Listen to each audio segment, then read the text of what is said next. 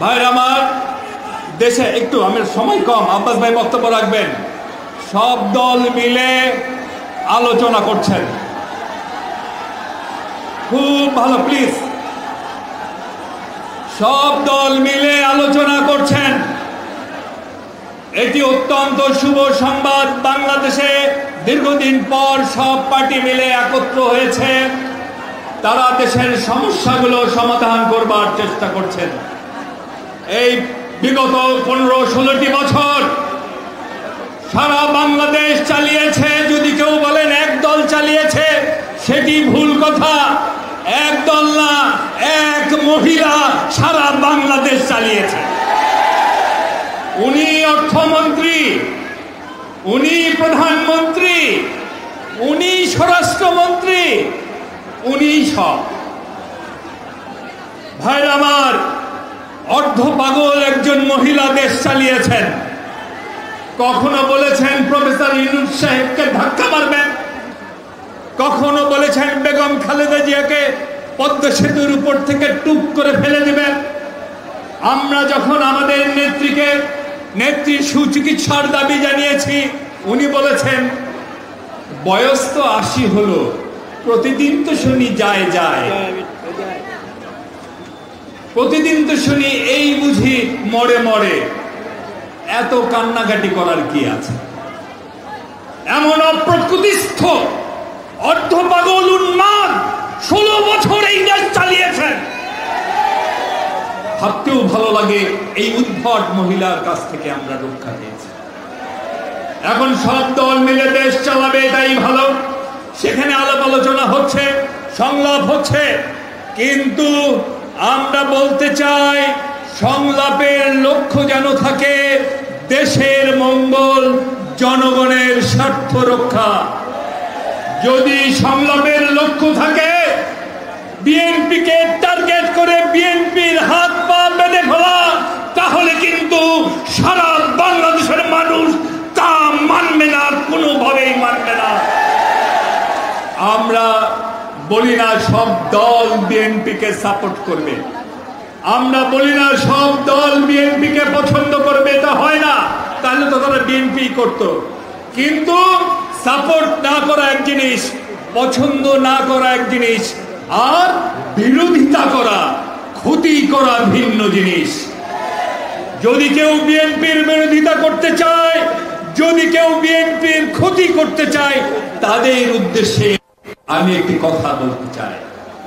যদি আপনারা সত্যিকারের মন থেকে চান একটি আধিপত্যবাদের প্রভাব মুক্ত বাংলাদেশ, যদি আপনারা শুধু কথার কথা না, মন থেকে চান আওয়ামী মাফিয়ার প্রভাব মুক্ত একটি বাংলাদেশ, যদি আপনারা সত্যিকার অর্থেই চান গোলামীর জিঞ্জির মুক্ত একটি স্বাধীন সার্বভৌম বাংলাদেশ, তাহলে বিএনপির বিরোধিতা করা, বিএনপির ক্ষতি করার অর্থ হচ্ছে নিজের পায়ে নিজেই কুড়াল মারা ছাড়া কিছু নয়।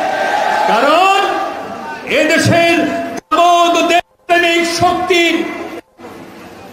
নিউক্লিয়াস ছিল, আছে এবং থাকবে যে দলটি, সেই দলটির নাম হচ্ছে বাংলাদেশ জাতীয়তাবাদী। আর না মানেন সেটি আপনার বিষয়। একটি দল কখনো বিএনপির সাথে থাকে, আবার কখনো আওয়ামী লীগের সাথে থাকে, কখনো ঘোষণা দিয়ে থাকে, কখনো আবার ভিতরে ভিতরে লোক দিয়ে রাখে না। এই দল 1996 সালে একবার কবিতার ভাষায় বলতে হয় মরিবার হলো তার সার। হঠাৎ করে আওয়ামী লীগের আঁচলের নিচে চলে গেলেন। তারপর কি করলেন? আরো অনেক দলকে সাথে নিলেন, নিয়ে সেই আওয়ামী লীগ, যে আওয়ামী লীগ 72 থেকে 75 পর্যন্ত তাদের তাবৎ অপকর্মের কারণে এদেশের জনগণ সিদ্ধান্ত নিয়েছিল আর কোনদিন আওয়ামী লীগকে তারা ক্ষমতায় দিবে না, বসাবে না। 23 বছর বাংলাদেশের রাস্তায় রাস্তায় ঘুরিয়েছে যে দল, সেই দলকে এই আপনারা কয়েকটি দল মিলে কোলে তুলে ক্ষমতায় দিলেন। এরপর মাঝখানে 5 থেকে 7 বছর বাদ দিয়ে প্রায় 20-22 বছর ওরা দেশ চালিয়েছে, জোর করে দেশ চালিয়েছে। লাভ ক্ষতির হিসাবে আসুন, দেশের ক্ষতি হয়েছে যা, দেশ একটি আশ্রিত রাজ্যে পরিণত হয়ে গিয়েছিল।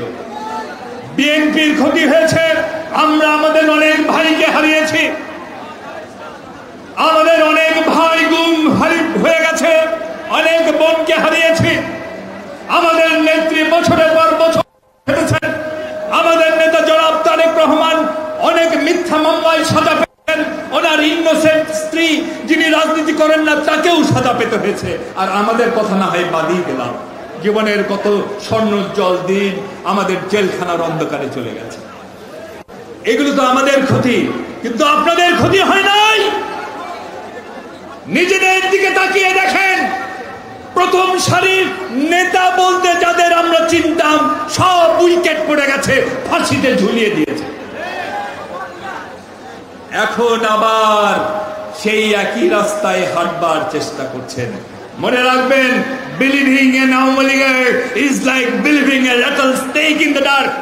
একজন আওয়ামী লীগারকে বিশ্বাস করা, আওয়ামী লীগকে বিশ্বাস করা, আর অন্ধকার গর্তে সাপকে বিশ্বাস করা। আর শেষ করবো আরেকটি দল, ওদেরও আবারও বলি, আপনারা আবার যদি ওই একই রাস্তায় হাঁটেন, এই যে এইখানে দাঁড়িয়ে আমি কাগজে লিখে দেবো আপনার পরিণতি, আপনাদের অপেক্ষামান পরিণতির কথা, সময় মতো হিসাব নিকাশ মিলিয়ে দেখবেন ঠিক বলেছি কিনা।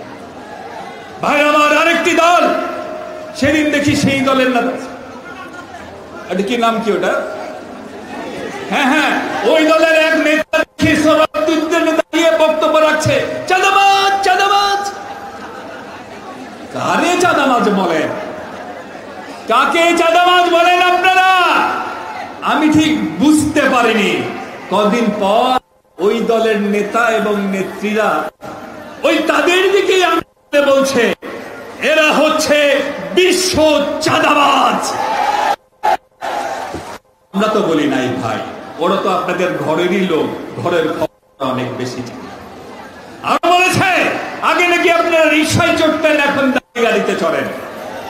এই যে এখানে আমাদের অনেক ভাইয়েরা আছে, অনেক বোনেরা আছে, আন্দোলনে ছিলেন। সেই শেষ দিনের আন্দোলনগুলো তো ছিলেন, অনেকের গায়ে রাবার বুলেট আছে। এই যে এখানে আমাদের শহীদ পরিবার আছে, এক শহীদের বাবা এখানে দাঁড়িয়ে দাঁড়িয়ে কাঁদলেন। কই কারোরই কোনো উন্নতি হয় নাই।